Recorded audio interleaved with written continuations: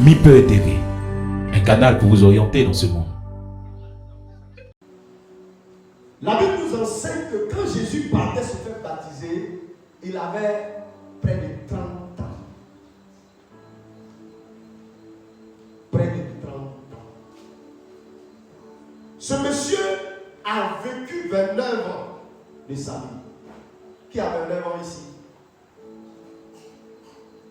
28 ans. 29 années de sa vie, il a vécu et on n'a pas entendu parler de lui. À part à l'âge de 12 ans où on dit qu'il allait s'asseoir dans le temple et on n'a pas entendu parler de lui. Pourquoi? Parce que jusque-là, Jésus lui-même n'avait pas donné. Lui-même, il ne s'était pas donné à Dieu. Alors Dieu ne pouvait pas l'utiliser. Dieu ne prend pas ce qu'on lui a pas donné. À l'âge de 30 ans, il sent que son heure est arrivée. Il doit rentrer dans le ministère pour servir Dieu. Mais personne ne peut servir Dieu s'il est consacré. Jésus décide de se rendre chez Jean-Baptiste. Pour aller faire quoi là-bas? La Bible dit que ceux qui venaient à Jean-Baptiste venaient pour confesser leurs péchés et être baptisés. Mais en fait, ce qui était caché derrière le baptême, de confession de péché et se faire baptiser, c'était en fait s'offrir soi-même à Dieu. S'offrir soi-même à Dieu. Je viens, ô Dieu, je me donne à toi. Jésus avait trouvé Jean-Baptiste et en présence des témoins, il s'est donné pour que Dieu l'utilise pour son œuvre. Dès cet instant qu'il est rentré dans l'eau, la Bible dit que quand il est sorti d'elle, qu'est-ce qui s'est passé? Mais ce qu'on donne à Dieu, il prend. En même temps, l'esprit est descendu. La Bible dit comme une colombe, ce n'est pas une colombe, ce n'est pas un oiseau, comme sous une forme. Mais ce n'est pas un oiseau. Le Saint-Esprit, ce n'est pas un oiseau. Il est descendu sur Christ, tel qu'on a vu tout à l'heure. Quand Moïse a dit le temple est fini, c'est-à-dire voici, la nuit a couvert la gloire de Dieu venue à l'intérieur. De même, Jésus finit de se baptiser, il sort de là, l'onction descend sur lui et le remplit tout à l'intérieur. Dès cet instant, la Bible dit: voici mon fils bien-aimé en qui j'ai mis toute mon affection. Dans notre version, il est dit qui fera toute ma volonté. Voilà celui-là que j'aime. Dites-moi, c'est quelle œuvre Jésus avait déjà fait et puis Dieu l'aime? Quel travail Jésus avait fait? Vous voyez que l'amour de Dieu ne dépend pas de ce que nous faisons. Non, non, non, non. Il nous a aimés au préalable. Il nous a aimés tel qu'on était. Ça ne dépend pas de ce qu'on fait. Jésus n'avait rien fait encore quand Dieu a déclaré que lui là, je l'aime. Et qu'il va réjouir mon cœur. Une vie qui est consacrée à Dieu réjouit Dieu. Un homme qui est consacré à Dieu réjouit Dieu. Et tout ce qu'on consacre, Dieu prend. Je vous en prie, prêtez attention à ce que vous dites. Ne dites pas pour dire. Tout ce qu'on consacre à Dieu, Dieu prend. Tout ce qu'on donne à Dieu, Dieu prend. Tu ne vois pas, mais aussitôt, il prend. Parce que tu as dit, je te le donne. Aussitôt, il prend. L'onction est descendue sur lui.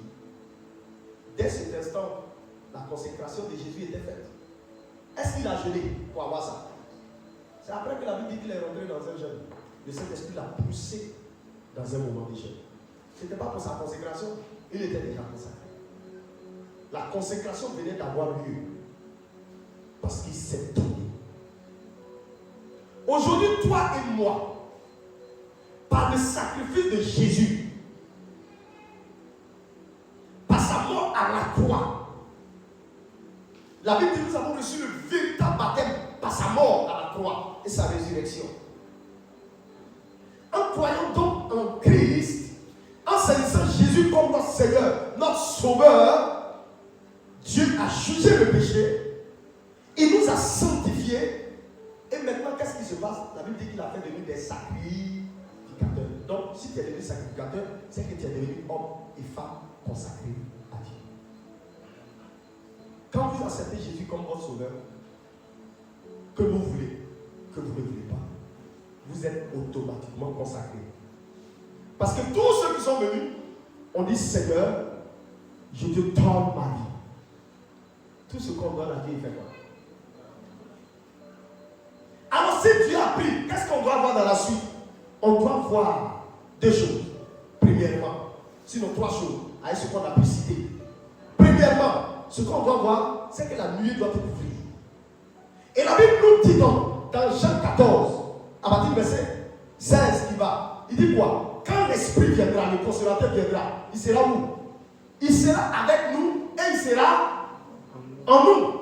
Dès que vous décidez de marcher avec Jésus, le Saint-Esprit vient avec vous. Il est autour de vous. Il vous couvre. Premièrement. Et par la suite, il vous remplit à l'intérieur. Sa gloire est au-dedans de vous. Sa nuée est sur vous. Mais ce sont des choses qu'on ne voit pas avec les yeux.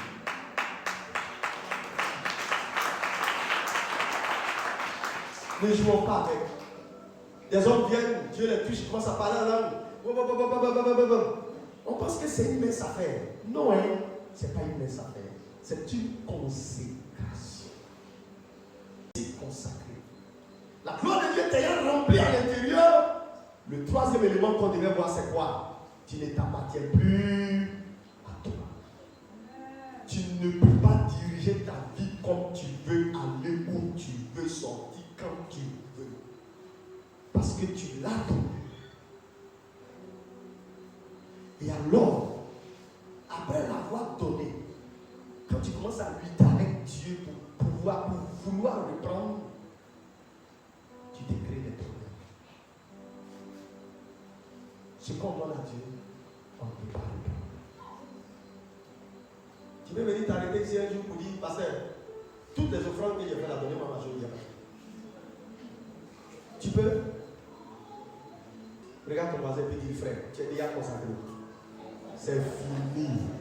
On ne peut pas revenir en arrière. Ce que tu as donné à Dieu, il a bien pris.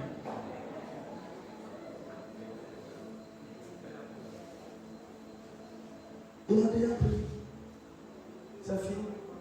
Tu ne peux plus bien. Tu es sacrificateur. Tu veux ou tu ne veux pas. Tu es sacrificateur. Et le Saint-Esprit qui est venu en toi, tu penses que c'est pour rien. Tu es consacré. Aussi longtemps que tu vas prendre ta vie pour aller dans la mauvaise direction, tu vas avoir des problèmes parce que tu es consacré.